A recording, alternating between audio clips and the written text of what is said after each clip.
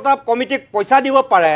ৰাস উদযাপন কৰা কমিটিক পইচা দিব পাৰে, বিহু পতা মানুহক যদি চৰকাৰে পইচা দিব পাৰে, এই আতচবাজি বনোৱা এই 10% মানুহক কেইটকা যাব চৰকাৰখনৰ সাহায্য দিও বুলি ক'লে? হিমন্ত বিশ্ব শৰ্মাই সেই কথাটো নকৈ পেলাই যে এই কথাটো কৈছে, আপুনি কি বুলি ভাবে? জাতীয় সম্পদগৰাকীৰ যেতিয়া শেষ উশাহকেইটা টানি সাগৰৰ পানীত ককবকাই আছিলে তেতিয়া এই ব্যক্তিসকলে ইয়তত বহি খিকিন্দালি কৰি আছিল আৰু তাৰ ভিডিঅ' ৰাজহুৱা হৈছে। গতিকে তেওঁলোকক অসমৰ মানুহে একোজন জাতীয় শত্ৰুৰূপে ইতিমধ্যে নিজৰ মনত স্থান দিছে। তেওঁলোকে আচলতে পাপ মোচন কৰিবলৈ আহি তদন্তত উবুৰি খাই পৰিব লাগিছিল, সহায় কৰিব লাগিছিল, মাধ্যমৰ মুখামুখি হ'বলৈ দিব লাগিছিল। সংবাদ মাধ্যমৰ মুখামুখি হোৱাটো বহুত দূৰৰে কথা। সেই ভদ্ৰলোককেইজনৰ চেহেৰাকেইটাই ভালকৈ নেদেখিলে অসমৰ মানুহে, চেহেৰাকেইটা লোৱাই সুযোগ নাপালে সংবাদ মাধ্যমে। আজি সেই পৰ্যায়ত তেওঁলোকক লৈ অহা হৈছে। কিয়? পানী নসৰকা ধৰণৰ নিৰপেক্ষ তদন্ত হ'ব লাগিব। চাৰ্জশ্বিটখন এই ধৰণেৰে তথ্য প্ৰমাণেৰে সৈতে সাজু কৰিব লাগিব যাতে আদালতত আইনৰ সুৰুঙাৰে দোষী সাৰি যাব নোৱাৰে। তেওঁলোকক চুচৰাই অনাৰ ব্যৱস্থা কৰিব লাগে। যিকেইজন ইতিমধ্যে আহিল যিসকল নাই অহা চুচৰাই অনাৰ ব্যৱস্থা কৰিব লাগে। দিল্লীত বিজেপি চৰকাৰ, ৰাজ্যত বিজেপি চৰকাৰ, ডাবল ইঞ্জিন চৰকাৰ বুলি কৈ থাকে। কেন্দ্ৰত দুগৰাকীকৈ অসম সন্তান মন্ত্ৰী হৈ আছে, তেওঁলোকৰ পাছপৰ্ট বাতিল কৰিম বুলি ক'লে দেখোন সেইসকল আহিওক। সংবাদ মাধ্যমৰ মানুহেও প্ৰহাৰ কৰিবলৈ যোৱা নাই, ৰাইজেও প্ৰহাৰ কৰিবলৈ যোৱা নাই। আৰু তেওঁ যেতিয়া প্ৰথম দুবাৰ তিনিবাৰ SIT এৰেষ্ট নকৰালৈকে তেওঁ আহিছে, সংবাদ মাধ্যমত উত্তৰ দিছে, মানুহ যাব পাৰিছে। বা তেওঁ মন্ত্ৰী বিধায়ক বা মুখ্যমন্ত্ৰীৰ লগত কাৰোবাৰ খুব সুসম্পৰ্ক থকাৰ কাৰণে নে সঁচাকৈ এখন বিদেশী ৰাষ্ট্ৰত থকাৰ কাৰণে তেওঁলোকক সেই নিৰাপত্তাটো দিয়াটো খুবেই জৰুৰী আছিল? আজি প্ৰায় 25টা দিন পাৰ হৈ গ'ল জুবিন দাৰ ন্যায় বিচাৰি, জুবিন দাৰ ন্যায়ৰ দাবী। সেয়েহে অধৈৰ্য হৈ গৈছে ৰাইজ, অধৈৰ্য হৈ গৈছে এই সকলো লোক। আহকচোন ৰাইজ, ষ্টুডিঅ'ৰ সম্পূৰ্ণ ভিডিঅ'টো মই আপোনালোকৰ মাজলৈ আগবঢ়াই দিম। শিল্পীক এটি শিশুৰ দৰে আবদাৰ কৰি ৰাখিছিলে তেখেতৰ পত্নী গৰিমা শইকীয়া গাৰ্গে। এতিয়া দুভাগ নিশা ফেচবুকত লিখিব লগা হৈছে #জাষ্টিছ4জুবিন গাৰ্গ। তেওঁ সমাধি ক্ষেত্ৰত গৈ কান্দি কান্দি মানুহক অনুৰোধ কৰিব লগা হৈছে যে শিল্পীগৰাকীৰ ন্যায়ৰ বাবে আপোনালোকে মাত মাতক। গতিকে এই পৰিৱেশটো অসমত কোনো জুবিন অনুৰাগীয়ে চাবলৈ বিচৰা নাছিলে। জুবিন গাৰ্গৰ প্ৰতি শুভাকাংক্ষা থকা কোনো ব্যক্তিয়ে এই পৰিৱেশটো সূচনা হোৱাটো বিচৰা নাছিলে। এটা কথা স্পষ্ট যে জুবিন গাৰ্গৰ আশে পাশে তেওঁৰ জীৱনকালত ঘনিষ্ঠ হিচাপে থকা এচাম ব্যক্তিয়ে কেঁকুৰাৰ দৰে খুলি খুলি খালে, সেই মানুহজনৰ সুবিধা উঠালে আৰু শেষত সেই মানুহবোৰে মানুহজনক অৱহেলা কৰি কৰি মৃত্যুৰ মুখলৈ ঠেলি দিলে। আৰু সেইকাৰণে এই মানুহবোৰক অসমীয়া গোটেই জাতিটোৱে জাতীয় শত্ৰু হিচাপে গণ্য কৰিছে। আৰু এই কথাটো স্পষ্ট, যেতিয়ালৈকে এই ব্যক্তিসকলে আদালতৰ মজিয়াত দোষী সাব্যস্ত হৈ শাস্তি নাপাব, কঠোৰ দৃষ্টান্তমূলক আইনী শাস্তি যেতিয়ালৈকে ব্যক্তিসকলে নাপাব, তেতিয়ালৈকে জাতিটো ক্ষান্ত নহয়, তেতিয়ালৈকে মানুহে ন্যায় পাইছোঁ বুলি আশ্বস্ত নহয়, আৰু তেতিয়ালৈকে গণজাগৰণটো অব্যাহত থাকিব। এতিয়া আমাৰ কাৰণে দুটা পথ খোলা আছে।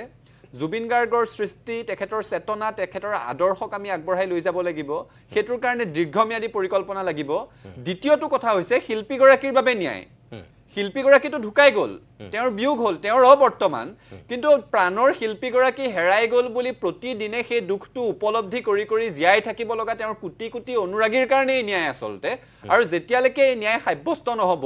যেতিয়ালৈকে শিল্পীগৰাকী যাৰ অৱহেলাৰ ফলত আমাৰ মাজৰ পৰা হেৰাই গ'ল, সেই দুষ্কৃতিকাৰীসকলে, সেই অপদাৰ্থ অলগদ্ধসকলে যেতিয়ালৈকে শাস্তি নাপাব, তেতিয়ালৈকে জাতিটো ক্ষান্ত নহয়। আৰু আমাৰ এই মুহূৰ্তত এটাই দাবী, জুবিন গাৰ্গে ন্যায় পাব লাগিব। তাৰ কাৰণে পানী নসৰকা ধৰণৰ নিৰপেক্ষ তদন্ত হ'ব লাগিব।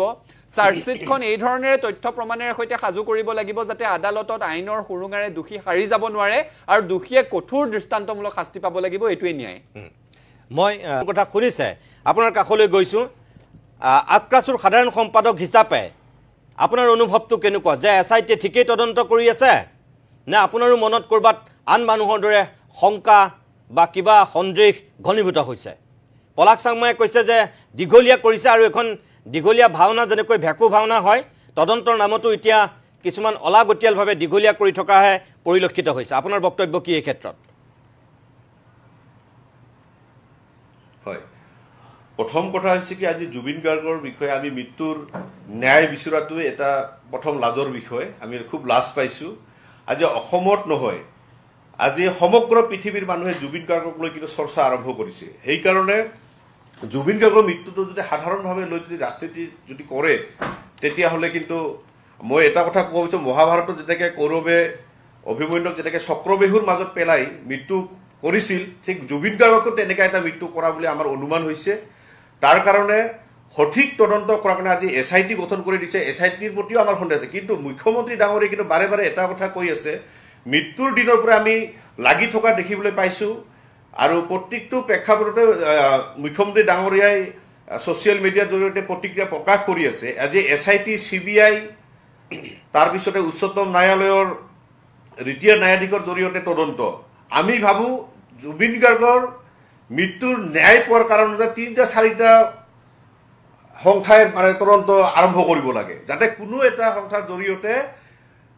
যিকোনো তদন্ত হোৱাৰ পিছত যাতে ইয়াত যাতে আইনৰ সুৰুঙাৰ জৰিয়তে যাতে পাৰ হ'ব নোৱাৰে আৰু লগতে এটা কথা হৈছে কি শামকানু মহন্ত আৰু সিদ্ধাৰ্থ শৰ্মা পুলিচ প্ৰশাসনে সুৰক্ষা প্ৰদান কৰাহে আমাৰ এটা সন্দেহ হৈছে কাৰণ নিৰ্বলীৰ ওপৰত অত্যাচাৰ কিন্তু এই অসমৰ গৃহ বিভাগে কাম কৰে কেইদিনমান আগতে 10 ছেপ্টেম্বৰ তাৰিখে আমি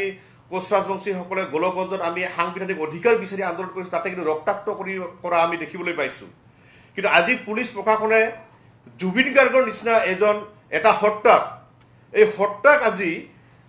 মানে মৃত্যুৰ তদন্তৰ কাৰণে আজি ইমান মানুহ আবেগিক হৈ ইমান কাকতি বিনতি কৰি আছে আজি পৰ্যন্ত কিন্তু ভাল এটা ৰাস্তা ওলাব বুলি কিন্তু আজি কোনে ভাবা নাই সন্দেহৰ আওতাত আনিছে এইখন চৰকাৰক সেইকাৰণে আমাৰ এটাই অনুৰোধ জুবিন গাৰ্গ যেহেতু এজন ব্যক্তি নহয় এটা অনুষ্ঠান কেৱল নহয় সমগ্ৰ পৃথিৱীৰ মানুহে আজি জুবিন গাৰ্গক চিনি পাব পৰা এটা পৰিৱেশ আহি পৰিছে তাৰ কাৰণে পানী নহৰকা যি তদন্ত সেই তদন্ত বিচাৰিছো লগতে এটা সংস্থাই যাতে তদন্ত নকৰি 2-3টা বিভাগে তদন্ত এক্সট্ৰাকে কৰিব লাগে আৰু মুখ্যমন্ত্ৰী ডাঙৰীয়ে যেহেতু বাৰে বাৰে কৈ আছে জুবিন গাৰ্গৰ মৃত্যু ন্যায় দিবই তো দিয়াৰ কাৰণে কেৱল SITৰ ওপৰতে দায়িত্ব অৰ্পণ কৰিলে নহ'ব বুলি আমি মানে অনুমান কৰিছো আৰু ইয়াৰ মাজত নিশ্চয় বহুতো মানুহ জড়িত হৈ আছে এই জড়িত হোৱা মানুহখিনিৰ কাৰণে যদিহে সঠিক তথ্য সঠিক যদি আমি তদন্তটো যদি আগবাঢ়িব লাগে তেতিয়াহ'লে মই এটা কথা ভাবো শামকানু মহন্ত আৰু সিদ্ধাৰ্থ শৰ্মাৰ দুজনৰ এজনক মোটামুটি বাহিৰত ফুৰাবলৈ লৈ যাব লাগে আৰু দৌৰিবলৈ এজনক দিব লাগে তেতিয়া কিন্তু এজনে গোটেই কথাখিনি কোৱাৰ কাৰণে কিন্তু মানে বাধ্য হৈ পৰিব ঠিক আছে বলৰাম বৰ্মন মই মাননীয় মুখ্যমন্ত্ৰী হিমন্ত বিশ্ব শৰ্মাই এই ক্ষেত্ৰত এটা বক্তব্য আছে যেহেতু মই এই কথাটো এই কাৰণে আনিব বিচাৰিছোঁ যে আবেগটো এতিয়া সেই পৰ্যায়ত আছে যে দীপাৱলীত আগতীয়াকৈ ফটকা নুফুটাবৰ কাৰণে বহু মানুহে আহ্বান জনাইছে মুখ্যমন্ত্ৰীয়ে তাৰ পিছত প্ৰতিক্ৰিয়া দিব লগা হৈছে আৰু মুখ্যমন্ত্ৰীৰ বক্তব্যৰ পিছত আকৌ ৰাজ্যত প্ৰতিক্ৰিয়াৰ সৃষ্টি হৈছে এইমাত্ৰ পলাশ চাংমাই যিটো কথা ক'লে মুখ্যমন্ত্ৰীৰ বক্তব্যটো মই দৰ্শকসকলক এবাৰ দেখুৱাই লওঁ আৰু তাৰপিছত এই উৎপল শৰ্মাৰ কাষলৈ মই আহিম কালি আমাৰ হিমন্ত বিশ্ব শৰ্মাই যিকেইটা কথা কৈছিল মই ভাবোঁ যে তেখেতে বৰপেটাৰ সেই ব্যৱসায়ীসকলৰ সমৰ্থন কৰি পেলাই কথাটো কৈছিল আৰু আজি ৰাজ্যত প্ৰতিক্ৰিয়া হৈছে যে সেই ব্যৱসায়ীকেইজনৰ ক্ষেত্ৰত এইটো স্থিতি মুখ্যমন্ত্ৰীয়ে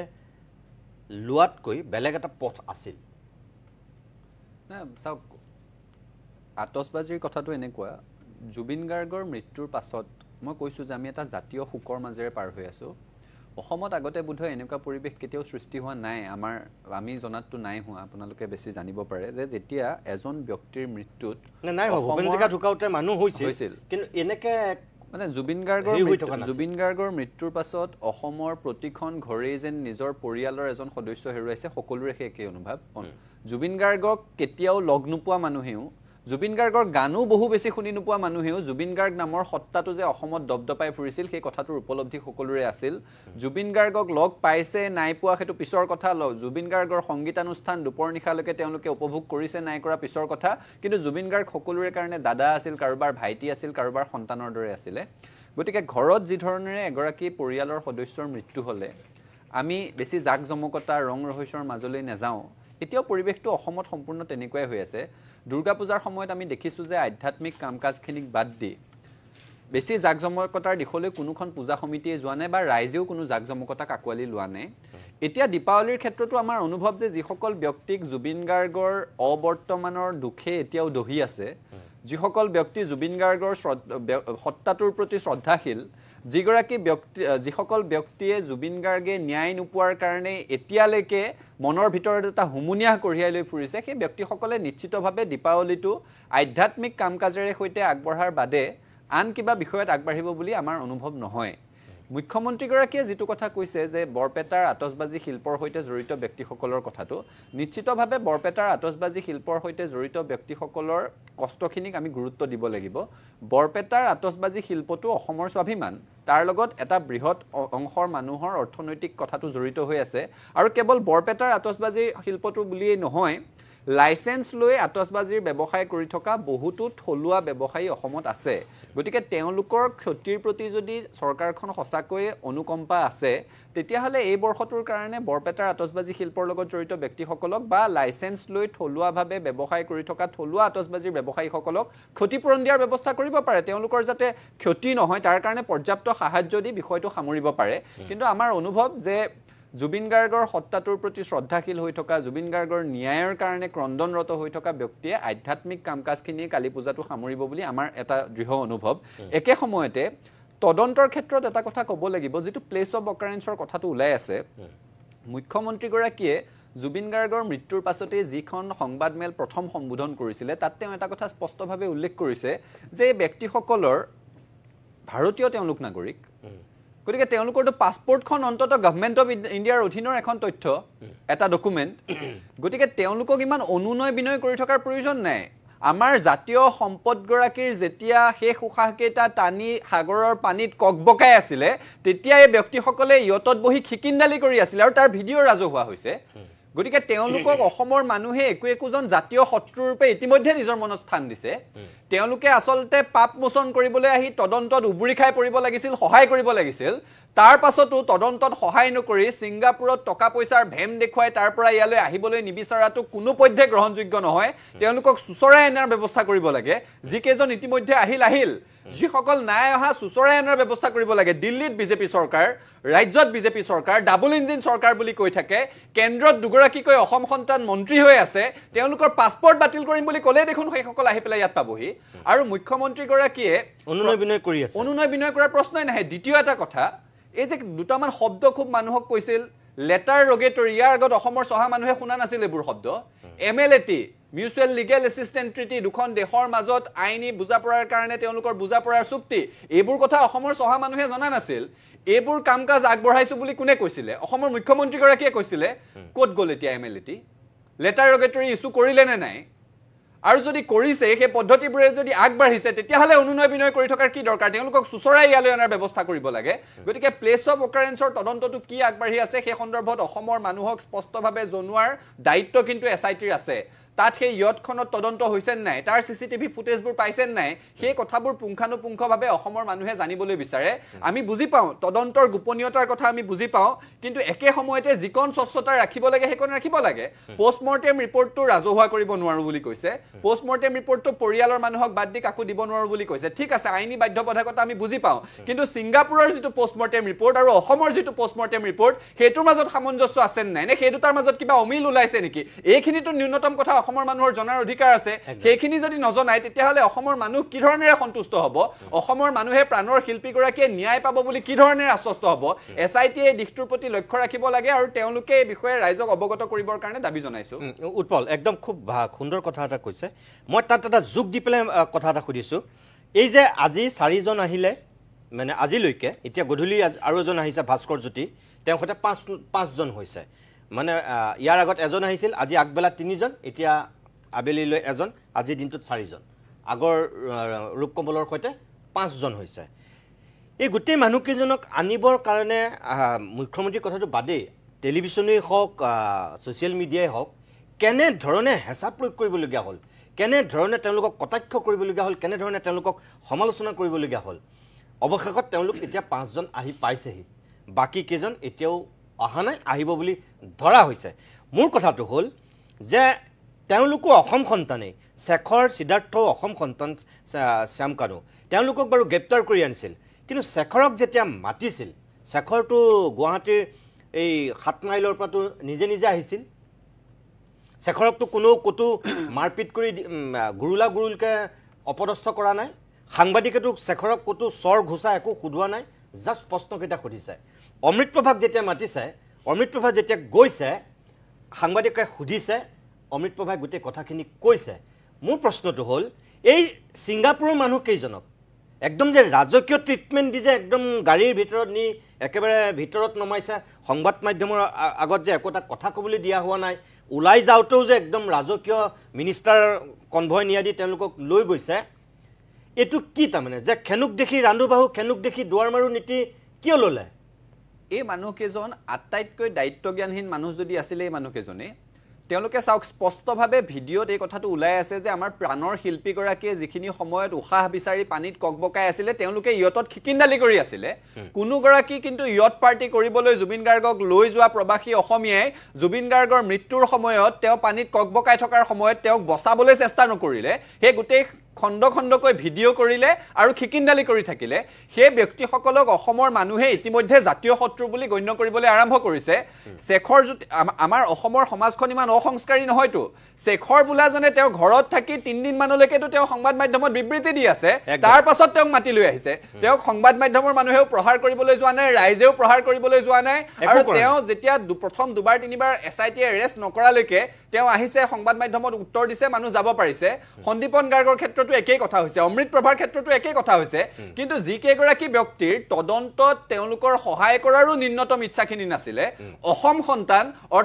অথচ গোটেই অসমখন হুকত থকাৰ সময়তো তেওঁলোকে এইকণ ন্যূনতম অনুকম্পা দেখুওৱা নাই যে নিজে গৈ তাত আমি হাজিৰ হওঁগৈ তদন্তটোত সহায় কৰোঁগৈ প্ৰাণৰ শিল্পীগৰাকীৰ মৃত্যুৰ শেষৰ মুহূৰ্তখিনিনো কি ধৰণেৰে আছিলে অসমৰ ৰাইজক অৱগত কৰোঁগৈ সেইখিনি তেওঁলোকৰ ন্যূনতম কাণ্ডজ্ঞান নাই গতিকে তেওঁলোকক প্ৰথম কথাটো হৈছে সুচৰাই আনিব লাগিছিলে দ্বিতীয় কথাটো তেওঁলোক অহাৰ পাছত সংবাদ মাধ্যমৰ জৰিয়তে অসমৰ মানুহক তেওঁলোকৰ কবলগীয়াখিনি কোৱাৰ সুযোগ দিব লাগিছিল কাৰণ অসমৰ মানুহে তেওঁলোকৰ মুখৰ পৰা সেই কথাকেইটা শুনিবলৈ বিচাৰি আছিল যে আমাৰ প্ৰাণৰ শিল্পীগৰাকীৰ শেষৰ সময়খিনি কেনেকুৱা আছিল আগদিনাখন তেওঁ কি ধৰণেৰে সময় কটাইছিল তাৰ আগদিনাখন তেওঁ কি ধৰণেৰে আছিলে তেওঁৰ স্বাস্থ্য ঠিকে আছিলে নে নাই তেওঁক জোৰ কৰি লৈ যোৱা হৈছিল নেকি নে তেওঁ নিজৰ ইচ্ছাৰে যাবলৈ বিচাৰিছিলে এই কথাখিনিও যদি অসমৰ মানুহক জনাৰ সুযোগ নিদিয়ে তেতিয়াহ'লে ৰাইজ আশ্বস্ত হ'ব কেনেকে ৰাইজৰ প্ৰশ্নবোধকৰ সৃষ্টি নহ'ব কিয় এই কথাসমূহতো স্বচ্ছতাৰ কথা থাকিব এইবোৰটো তদন্তৰ গোপনীয়তাৰ কথা নাহে এটা কথা বুজি পাইছো যে গ্ৰাউণ্ড অফ এৰেষ্ট আজিকালি BNSৰ মতেদি দিব লাগে গতিকে গ্ৰাউণ্ড অফ এৰেষ্টৰ কথা ক'বলৈ যাওঁতে কিছুমান কথা তথ্য বাহিৰলৈ আহিছে বুলি কৈছে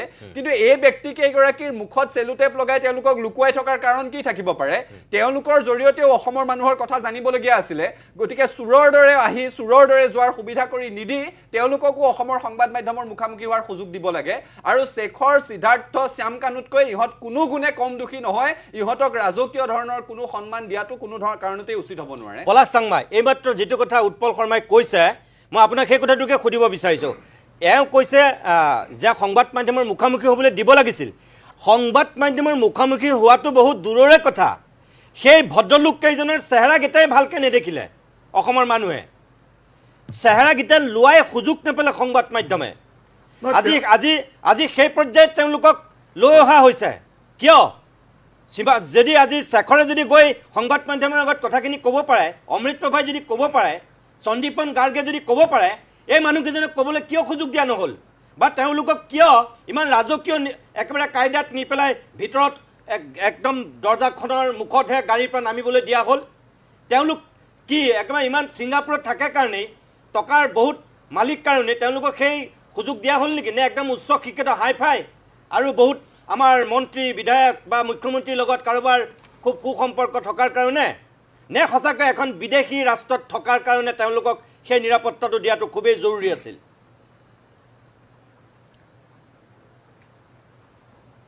গোটেই বিষয়টো চাওক মই আগতেও কৈছোঁ যে SITয়ে গোটেই এই তদন্তৰ প্ৰক্ৰিয়াটো যেনেধৰণে আগবঢ়াই লৈ যাব লাগিছিল নোৱাৰিলে আৰু নোৱাৰিলে ইয়াৰ অন্যতম এটা কাৰণটোৱে হ'ল যে ছিংগাপুৰত থকা যিসকল অসমীয়া তেওঁলোকক এই তদন্তৰ আওতালৈ আনিব পৰা নাছিল আৰু সেইকাৰণেই CMে বাৰে বাৰে তেওঁলোকক ৰিকুৱেষ্ট কৰিবলগীয়া হৈছিল যে আপোনালোকে আহক আপোনালোকে আহক আপোনালোকে আহক এতিয়া মোৰতো সন্দেহ হয় তেওঁলোকে ইয়ালৈ অহাৰ আগত নিশ্চিতভাৱে আমাৰ প্ৰশাসনৰ পৰা বা চৰকাৰৰ পৰা এটা নিশ্চয়তা আদায় কৰি লৈছে আমি যালৈ যাম আমি আমাৰ ক'বলগীয়াখিনি কম আমাক কিন্তু এৰেষ্ট কৰিব নোৱাৰিব আমাক কিন্তু গ্ৰেপ্তাৰ কৰিব নোৱাৰিব এই সুবিধাখিনি আমাক লাগিব যে আমাক এয়াৰপৰ্টৰ পৰা এনেধৰণে গাড়ী দি লৈ যাব লাগিব ভিতৰলৈকে আকৌ এয়াৰপৰ্টলৈকে আনি আমাক পঠিয়াই দিব লাগিব সেইবিলাক হয়তো তেওঁলোকে আগতীয়াকৈ মানে চুক্তি কৰি লৈছে যেনে মোৰ অনুমান হয় কাৰণ নহ'লে যে তেওঁলোকক ধৰি আনিব পৰা নাই যিমানেই কথা নকওক কিয় তেওঁলোক নাহিলে যে এই গোটেই প্ৰক্ৰিয়াটো আগ নাবাঢ়ে প্ৰক্ৰিয়াটোক আগবঢ়াবৰ কাৰণেকেই আমাৰ মানুহক দেখুৱাবলৈকে এইখিনি কৰিছে নেকি তেতিয়াতো আমাক ন্যায় প্ৰদান কৰা নহ'ব যদি আমাৰ অসমৰ মানুহৰ খুবখিনি প্ৰশমিত কৰিবৰ কাৰণে আমাৰ মানুহক দেখুৱাবলৈ যদি তেওঁলোকক এনেধৰণে এটা অৰ্গেনাইজ কৰি পেলাই অনা হৈছে তেনেহ'লে নিশ্চিতভাৱে মই ভাবোঁ এইটো আমাক ন্যায় দিয়া নহ'ব আমাক অন্যায়হে কৰা হ'ব ক'ৰবাত নহয় ক'ৰবাত আপোনালোকে চাব চৰকাৰে এই গোটেই বিষয়টোত সাংঘাতিকভাৱে অস্বস্তিত পৰিছে আৰু সেইকাৰণেই তেওঁলোকে মুখামুখি হ'ব পৰা নাই কোনো এটা কথাত প্ৰত্যেকটো কথাই পিছুৱাই আছে আন এটা বিষয় এই কথাটো এইকেইদিন খুব বেছি আলোচনা হোৱা নাই যে গুৱাহাটী উচ্চ ন্যায়ালয়ৰ নেতৃত্বত এখন ন্যায়িক আয়োগ গঠন কৰা হৈছিল সেই ন্যায়িক আয়োগৰ তদন্তৰ কাম কেতিয়া আৰম্ভ হ'ব তেওঁলোকে কাম কাজ কেতিয়া আৰম্ভ কৰিব ন্যায়িক আয়োগৰ প্ৰতিবেদন চৰকাৰে কৈছে তেওঁলোকক 6 মাহ সময় দিছে মানে আমি ন্যায়িক আয়োগৰ প্ৰতিবেদনলৈকে আৰু 6 মাহ লাগিব কিয় 2 মাহৰ ভিতৰত কিয় এমাহৰ ভিতৰত কিয় 3 মাহৰ ভিতৰত যদি তেওঁলোকক টাইম এক্সটেনশ্যন লাগে তেনেহ'লে এই আয়োগখনে নিজে এক্সটেনশ্যন ল'ব চৰকাৰে পোনে 6 মাহ দি দিছে সময় তাৰমানে এই 6 মাহ প্ৰতিবেদনৰ পিছত তেওঁলোকে আৰু যদি টাইম এক্সটেনশ্যন বিচাৰে মানে আৰু দীঘলীয়া হ'ব আৰু ডিলে হ'ব গোটেই বিষয়টো চৰকাৰে তেওঁলোকৰ চৰকাৰে চাগে এইকাৰণে 6 মাহ দিছে 6 মাহ আজিৰ পৰা যদি 6 মাহ হিচাপ কৰে তেতিয়া ইলেকশ্যনৰ কাৰণে ৰাজ্যত একদম ধুমুহা বলি থাকিব মাৰ্চ পাবগৈ এপ্ৰিলত ইলেকশ্যন মাৰ্চত আৰু তেতিয়া এইবিলাকলৈ কাৰো সময় নাথাকে মানে জুবিন গাৰ্গে এতিয়া ন্যায় একজেক্টলি মই সেইকেইটা কথাকে ক'ব খুজিছোঁ যে জুবিন গাৰ্গে ন্যায় পাওক নাপাওক কিন্তু জনসাধাৰণৰ খুব প্ৰশমিত কৰিব লাগে কাৰণ আমি কা আন্দোলনৰ সময়তো দেখিছোঁ কেব আন্দোলনৰ সময়তো দেখিছোঁ যে তেওঁলোকে কেনেধৰণে আমাক সেই সময়ত কেব কা আন্দোলন চলি থাকোঁতে তেওঁলোকে কৈছিল নাই ক্লজ 6 যেনেকৈ ধৰণে বিচাৰে আমি তেনেকৈ দি দিম 6 জনগোষ্ঠীক আমি জনজাতিকৰণ কৰি দিম এইখিনি এইকাৰণে কৈছিল যে জনসাধাৰণৰ খুববিলাক প্ৰশমিত কৰিব লাগে এতিয়াও এইটো ডিলে কৰি পিছলৈ ঠেলি তেওঁলোকে জনসাধাৰণৰ যি খুব সেই খুব প্ৰশমিত কৰিব বিচাৰিছে কিন্তু মই এটা কথা আগতেও কৈছোঁ যিয়েই নকওক কিয় অসমীয়া মানুহে লক্ষ্য স্থিৰ কৰি লৈছে অৰ্জুনে লক্ষ্য স্থিৰ কৰাৰ দৰে যে আমাক ন্যায় লাগিব তাৰ বাদে আমাৰ মানুহে কেতিয়াও অন্য কথাত বিচলিত নহয় এতিয়া জুবিন গাৰ্গৰ বিষয়ে আমি এই সময়ত যিমানবিলাক ভাল কথা চৰকাৰে সেই কথাবিলাক যেনেধৰণে আগবঢ়াই নিব লাগিছিল তেনে চৰকাৰেই নহয় আপোনালোকে জানে যে আমাৰ এটা ইণ্টাৰভিউ মই দেখিছোঁ শ্বেয়াৰো কৰি থৈছোঁ সেইটো আপোনাৰ লগত হোৱা যিটো ইণ্টাৰভিউ জুবিন গাৰ্গক এতিয়া আমি কেৱল মাত্ৰ আৱেগেৰে নহয় আমি এতিয়া বিবেকেৰেও ভাল পাওঁ কাৰণ জুবিন গাৰ্গ এনে এজন ব্যক্তি 38,000 গীত যিগৰাকী ব্যক্তিয়ে গাইছে 6-7 গীত নিজে ৰচনা কৰিছে 7,000 গীত নিজে ৰচনা কৰা মানুহজন মানে 7,000 পৃষ্ঠা মানে কিমানখন কিতাপ লিখি থৈ গ'ল জুবিন গাৰ্গে 7,000 পৃষ্ঠাত 100 পৃষ্ঠাকেও যদি হয় তেনেহ'লে কিমানখন পৃষ্ঠা 200 পৃষ্ঠাকে হ'লেও কিমানখন কিতাপ লিখি থৈ গ'ল তাৰপিছত চিনেমা ইত্যাদি এইবিলাকতো আছেই গতিকে জুবিন গাৰ্গৰ সেই ভাল কথাবিলাক আলোচনা নহ'ল আপোনাৰ লগতে হোৱা ইণ্টাৰভিউটো জুবিন গাৰ্গে সুধাকণ্ঠ ডক্টৰ ভূপেন হাজৰিকাৰ বিষয়ে যিখিনি কথা কৈছে মই ভাবোঁ ভূপেন হাজৰিকাৰ বিষয়ে বিশ্লেষণ জুবিন গাৰ্গে যেনেধৰণে কৰি থৈ গৈছে আমাৰ অসমত আৰু কোনো মানুহে সিমান সুন্দৰকৈ সিমান মানে স্বচ্ছতাৰে সেই বিশ্লেষণ আগবঢ়াব পৰা নাই তেওঁ কেনেধৰণে বিশ্ববিখ্যাত হ'ল কেনেধৰণে বিশ্ববিশ্ৰুত হ'ল গোটেই কথাখিনি তেওঁ একেবাৰে মৰা মানুহজনৰ পৰা কালি জন্ম হোৱা কেঁচুৱাটোলৈকে কেনেধৰণে গীত ৰচনা কৰিছিল এই গোটেই কথাখিনি জুবিন গাৰ্গে ইমান সুন্দৰভাৱে বিশ্লেষণ আগবঢ়াই গৈছে এই কথা বতৰাবিলাক কেতিয়া আলোচনা নহ'ল সেইটোৱে আমাৰ দুৰ্ভাগ্য যে আলোচনা হ'ল জুবিন গাৰ্গে কেতিয়া মঞ্চত বেয়া কথা ক'লে জুবিন গাৰ্গে কেতিয়া মঞ্চত খুঁটা বগালে সেই কথা বতৰাহে আলোচনা হ'ল কিন্তু যুগজয়ী যিবিলাক সৃষ্টি 6-7 গান যিজন মানুহে লিখিলে সেই মানুহজনে কিমান এজন মানে জাতিটোৰ কাৰণে কিমান সম্পদ আছিল জাতিটো কেনেধৰণে চহকী কৰি থৈ গ'ল এই কথাবিলাক আগত আলোচনা নহ'ল গতিকে মই ভাবোঁ এতিয়াও সময় আছে এই কথা বতৰাখিনি যিবিলাক মানুহে ইণ্টেলেকচুৱেলি অসমখনক আগবঢ়াই লৈ যাব খোজে সেই মানুহবিলাকে জুবিন গাৰ্গৰ ওপৰত চৰ্চা কৰক ইমান দিনতো নকৰিলেই তেওঁৰ বেয়া কথাখিনিহে দেখি আহিলে তেওঁলোকক সমালোচনা কৰি আহিলে এতিয়া যিবিলাক ইণ্টেলেকচুৱেল মানুহ আছে আমাৰ ৰাজ্যখনক ইণ্টেলেকচুৱেলি আগবঢ়াই লৈ যাব খোজে তেওঁলোকে গীত মাত জুবিন গাৰ্গৰ যিমান সৃষ্টিৰাজি এইবিলাকৰ বিষয়ে অধ্যয়ন কৰক, অধ্যয়ন কৰি লিখা মেলা কৰক, লিখা মেলা কৰি পেলাই আমাৰ উত্তৰ প্ৰজন্মৰ কাৰণে এইবিলাক তেওঁলোকে দি যাওক। কাষলৈ গৈছোঁ যে বৰপেটাৰ নিচেই কাষতে আপুনি আছে, বঙাইগাঁও জিলাৰ বাসিন্দা পলাশ চাংমায়ে হওক, উৎপল শৰ্মাই হওক, যে বৰপেটাৰ শিল্পীসকলৰ প্ৰতি শ্ৰদ্ধা জনায়ো কৈছে যে জুবিন গাৰ্গৰ মৃত্যুৰ খাতিৰত চাকি পোহৰ জ্বলাই এইবাৰ দীপাৱলী পাতিব পাৰে, আৰু যদি সেই শিল্পটোৰ লগত জড়িত সেই আতচবাজি নিৰ্মাতাসকলৰ কথা যদি ভাবিবই লাগে তেনেহ'লে চৰকাৰে তেওঁলোকক সহায় কৰিব পাৰে। আপোনাৰ এই ক্ষেত্ৰত স্থিতি কি? মই এইকাৰণে কথাটো কৈছোঁ যে বিহু পতা কমিটিক চৰকাৰে হাজাৰ হাজাৰ টকা দিয়ে, দুৰ্গা পূজা পতা কমিটিক চৰকাৰে হাজাৰ হাজাৰ টকা দিছে। যদি দুৰ্গা পূজা পতা কমিটিক পইচা দিব পাৰে, ৰাস উদযাপন কৰা কমিটিক পইচা দিব পাৰে, বিহু পতা মানুহক যদি চৰকাৰে পইচা দিব পাৰে, এই আতচবাজি বনোৱা এই 10% মানুহক কেইটকা যাব চৰকাৰখনৰ সাহায্য দিওঁ বুলি ক'লে? হিমন্ত বিশ্ব শৰ্মাই সেই কথাটো নকৈ পেলাই যে এই কথাটো কৈছে। আপুনি কি বুলি ভাবে? আক্ৰাসুৰ এই ক্ষেত্ৰত স্থিতি কি? হয়, মোৰ নিতুমণি দাবৰ এটা কথা, যোৱাকালি আমি এখন সভাত উপস্থিত আছিলোঁ। সেইখন সভাত যেতিয়া সভাখন অনুষ্ঠিত হৈছিল তাতে জুবিন গাৰ্গৰ গীত গাই সভা আৰম্ভ কৰিছে আৰু শেষতো জুবিন গাৰ্গৰ গান মানে গীত গায়ে সভাখন সমাপ্ত কৰা হৈছে। তাতে আমি দেখিবলৈ পাইছোঁ সকলোৱে থিয় হৈ আই মাতৃসকলৰ পৰা আৰম্ভ কৰি জ্যেষ্ঠ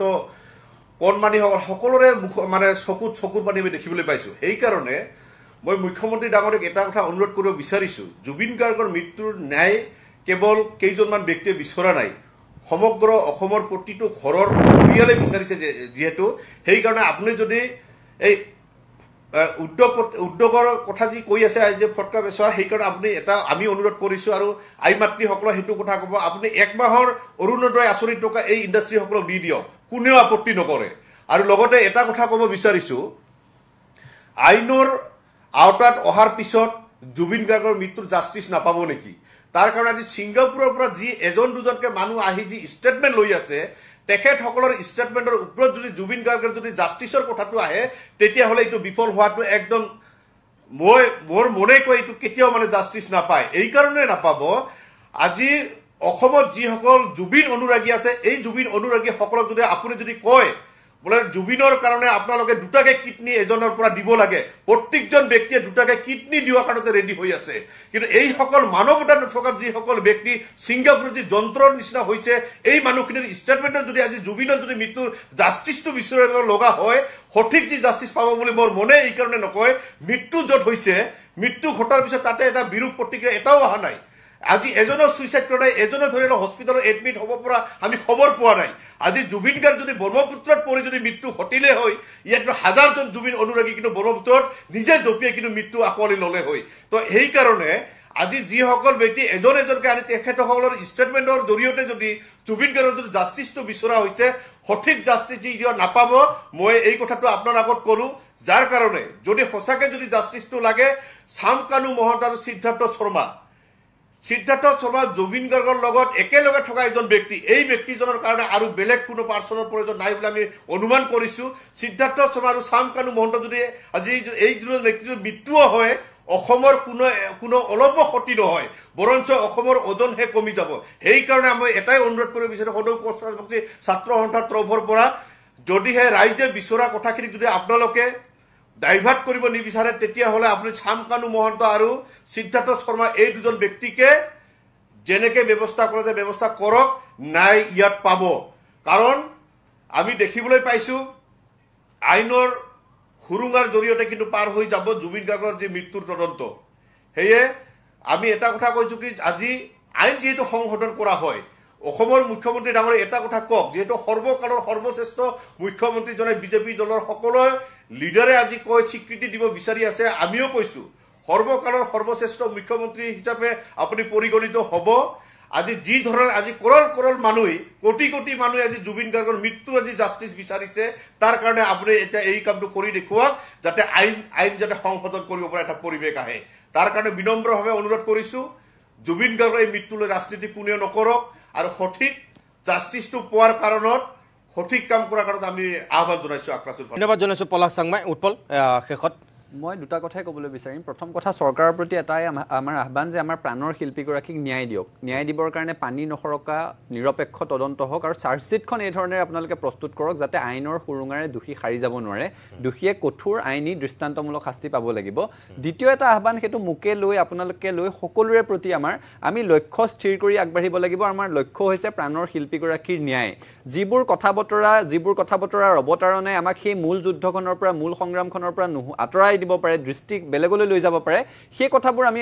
পৰিহাৰ কৰি চলাটো ভাল কাৰণ আমি কথা পাতিব লাগে এতিয়াও আমি গম নাপাওঁ যে জুবিন গাৰ্গৰ মৃত্যুৰ শেষ সময়ৰ ভিডিঅ'সমূহ খণ্ড খণ্ডকৈ ৱেব ছিৰিজৰ নিচিনাকৈ সংবাদ মাধ্যমত কোনে এৰি আছিলে কিন্তু আমি পাতি আছোঁ লগুণ সিঙৰ কথা এতিয়ালৈকে আমি গম নাপাওঁ যে জুবিন গাৰ্গৰ সকলো স্থাৱৰ অস্থাৱৰ বৌদ্ধিক সম্পত্তিৰ মালিক গৰিমা শইকীয়া গাৰ্গ বা কলাগুৰু ফাউণ্ডেশ্যন হ'বনে নহয় আমি পাতি আছোঁ চাদৰৰ আচলত জুবিন গাৰ্গৰ ফটো থাকিব লাগে নালাগে আমি গম নাপাওঁ ছিংগাপুৰৰ পোষ্টমৰ্টেম ৰিপৰ্ট আৰু অসমৰ পোষ্টমৰ্টেম ৰিপৰ্টৰ মাজত সামঞ্জস্য আছেনে নাই অথচ আমি পাতি আছোঁ কোন নেতাই মাছ মাংসৰে সৈতে ভাত খাইছে আমি পাতিব লাগে যে জুডিচিয়েল ইনকুৱাৰীটো কেতিয়া আৰম্ভ হ'ব কেতিয়া শেষ হ'ব আমি পাতিবলৈ আৰম্ভ কৰি আছোঁ শ্যাম কানু মহন্তই কাক কেতিয়া ৰাতি ভিডিঅ' কল কৰিছিল কি ধৰণে ভিডিঅ' কল কৰিছিল যিসমূহ কথাৰ অৱতাৰণাই মূল ন্যায়ৰ সংগ্ৰামখনৰ পৰা আমাক বিপথে লৈ যাব পাৰে বা আমাৰ দৃষ্টি আঁতৰলৈ নিব পাৰে সেই কথাসমূহ পৰিহাৰ কৰি প্ৰাণৰ শিল্পীগৰাকীৰ ন্যায়ৰ বাবে সংগ্ৰামখন তীব্ৰতৰ কৰিবলৈ সকলোলৈকে আহ্বান জনাইছোঁ একদম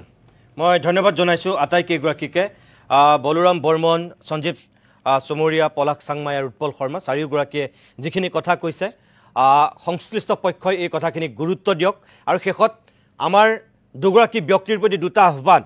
এগৰাকী হৈছে মুন্না প্ৰসাদ গুপ্তা আৰু আনগৰাকী হৈছে অসমৰ মুখ্যমন্ত্ৰী হিমন্ত বিশ্ব শৰ্মা মুখ্যমন্ত্ৰী হিমন্ত বিশ্ব শৰ্মাই কালি নিজৰ স্থিতিৰ কথা সদৰি কৰি বৰপেটাৰ আতচবাজিৰ ক্ষেত্ৰত যিটো কথা কৈছে আমিও তেখেতৰ চিন্তাটোক সন্মান কৰিছোঁ বৰপেটাৰ সেই নিৰ্মাতা শিল্পীসকলক আমি সন্মান কৰিছোঁ আৰু সন্মান কৰি মুখ্যমন্ত্ৰীক কওঁ যে আপুনি যদি এই যে বলোৰাম বৰ্মনে কৈছে 1 মাহৰ অৰুণোদয় মহিলাসকলক কাটি দিয়াই পইচাটো যদি তেওঁলোকক দি দিয়ে মহিলাসকলে বেয়া নাপায় মই সেইটো কথা নকওঁ কিন্তু মই এইটো কথা আপোনাক ক'ব পাৰোঁ যে আপুনি যদি পূজাত দিব পাৰে পূজা কমিটিসমূহক এই ৰাস আহি আছে ৰাস কমিটিক যদি আপুনি দিব পাৰে বহাগ বিহুত যদি বিহু কমিটিক দিব পাৰে তেনেহ'লে এই মুষ্টিমেয় কেইগৰাকীমান আতচবাজি নিৰ্মাতাক আপোনাৰ চৰকাৰখনে কি এইবাৰ অনুদান এটা দিব নোৱাৰে এবছৰৰ কাৰণে এবাৰ দিয়ক অনুদান এটা দি দেখুৱাওক আপুনি মানুহৰ আবেগক সন্মান কৰি আতচবাজি ফুটোৱাৰ পৰা এবাৰ বিৰত থাকক আৰু তেওঁলোকেও সকাহ পাব এটা অনুদান দিয়াৰ ব্যৱস্থা কৰক আৰু মুন্না প্ৰসাদ গুপ্তা এই যে খেনুক দেখি ৰান্ধুবাহু খেনুক দেখি দুৱাৰ মাৰু নীতি লৈছে এইটো ঠিক হোৱা নাই তেওঁলোক কোনো ছিংগাপুৰৰ নাগৰিক নহয় বিদেশী ৰাষ্ট্ৰৰ মানুহ নহয় তেওঁলোকক কিমান কটকটীয়া নিৰাপত্তাৰ বেষ্টনীত অনাৰ কি প্ৰয়োজন আছিল কিয় কোনে তেওঁলোকক গাহৰি মাংস খুৱাইছিল কোনে ঔটেঙা দিয়া তৰকাৰী খোপা খাই খালী পেটতে জুবিনক খাবলৈ দিছিল এই কথাবোৰ সাংবাদিকে আজি সুধিব পাৰিলেহেঁতেন সেই সুযোগটো আপোনালোকে নিদিলে ইমান দিনে কিয় অহা নাছিল তেওঁলোকৰ ভয় ক'ত এই কথাটো অন্তত সাংবাদিকে আজি সুধিলেহেঁতেন এইখিনি সুধাৰ পৰা আপোনালোকে বঞ্চিত কৰিছে আজি অসমৰ সংবাদ মাধ্যমক বঞ্চিত কৰিছে কিয় শেখৰক যদি খোজকাঢ়ি যাবলৈ দিব পাৰে অমৃত প্ৰভাক যদি খোজকাঢ়ি যাবলৈ দিব পাৰে সন্দীপন গাৰ্গ যদি খোজকাঢ়ি যাব পাৰে আৰু বাকী খোপা যদি খোজকাঢ়ি যাব পাৰে এইকেইজনক একেবাৰে গাড়ীত উঠাই নিয়াৰ যুক্তি ক'ত আছিল কি কাৰণে ইমান VIP ট্ৰিটমেণ্ট তেওঁলোক অসমৰে সন্তান ছিংগাপুৰত তেওঁলোক থাকিব পাৰে তেওঁলোক কোনো বিদেশী ৰাষ্ট্ৰৰ স্বনামধন্য ব্যক্তি নহয় তেওঁলোক আজিৰ দিনত অসমীয়া জাতিৰ শত্ৰু হৈ আছে সেই মানুহকেইজনৰ কথাকেইটা অসমৰ মানুহে আজি জানিব বিচাৰিছিল কিয় তেওঁলোক ইমান দিন অহা নাছিল কিয় মুখ খোলা নাছিল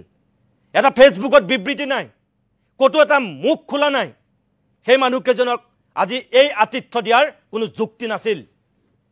আপুনি এবাৰ ভাবি চাব SITৰ মুৰব্বী হিচাপে খেনুক দেখি ৰান্ধুবাহু খেনুক দেখি দুৱাৰ মাৰু নীতি কিয় লৈছে কাৰ কাৰণে লৈছে কিয় ল'ব লগা হ'ল আজিৰ অভিমত ইমানতে সামৰিছোঁ নমস্কাৰ আজি ভিডিঅ'টো এইখিনি আছিল এইখিনিকে মই আপোনালোকৰ মাজলৈ আগবঢ়ালোঁ আৰু ভিডিঅ'টো চাই যদি ভাল লাগিলে চেনেলটো ছাবস্ক্ৰাইব কৰাৰ লগতে এটা কমেণ্ট আৰু এটা লাইক কৰি ৰাখিব তো ঠিক আছে গাইজ আজিলৈ বাই বাই